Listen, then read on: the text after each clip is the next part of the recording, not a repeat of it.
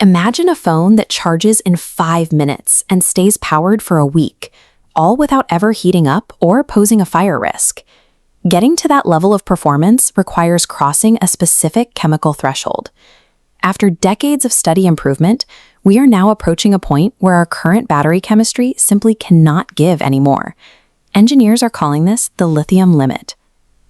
The lithium-ion cells in your pocket are responsible for the existence of the smartphone and the electric car, but the very internal mechanics that made those devices possible are now the primary obstacle preventing further advancement.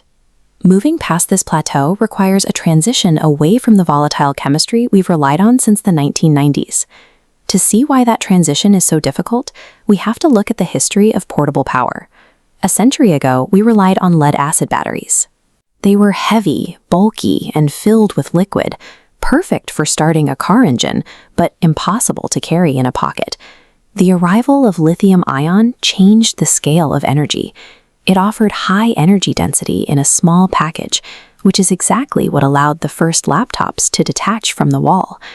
By refining this chemistry, manufacturers eventually managed to miniaturize that power even further, leading to the slim profiles of modern mobile devices. Today, we've scaled this same chemistry up to move multi-ton electric vehicles, but we are discovering a physical ceiling. When we try to force massive amounts of current into these cells at high speeds, they produce intense, dangerous levels of heat. Lithium-ion has reached its structural limit. Pushing these cells to charge faster or hold more energy now risks the physical integrity of the battery itself. If we look at the interior of a standard lithium-ion cell, we can see why it's so prone to overheating. The center of the battery is filled with a liquid medium called an electrolyte. This electrolyte acts like a wet sponge. As you use your phone, lithium ions swim back and forth through this porous liquid to move energy. The problem starts during fast charging. The ions are forced to move so quickly that they don't distribute evenly.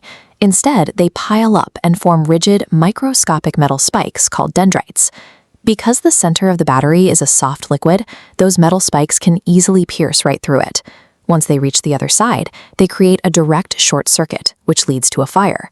As long as our batteries rely on a liquid core, charging them at hyper-fast speeds remains a physical fire hazard.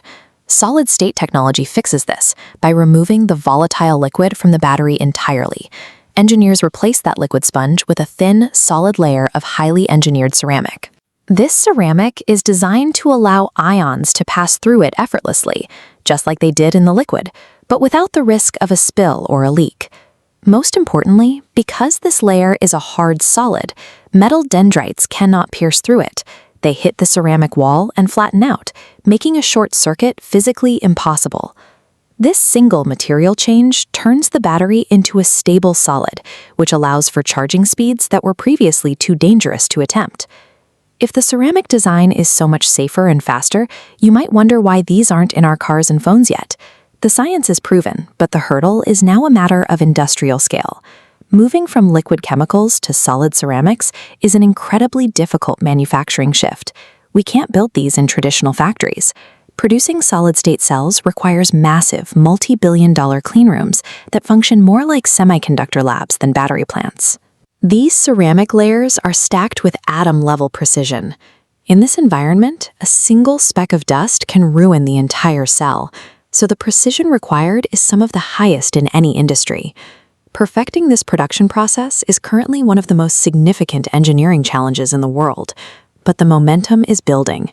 Major automakers and technology companies are currently spending billions to bring this cleanroom technology to a global scale. When these production lines are fully operational, we will see the direct results: electric vehicles with 1,000-mile ranges and phones that top up in the time it takes to grab a coffee. The lithium limit is about to be surpassed. To keep following the progress of this technology and see how it moves from the lab into the real world, subscribe and hit the bell for our next update.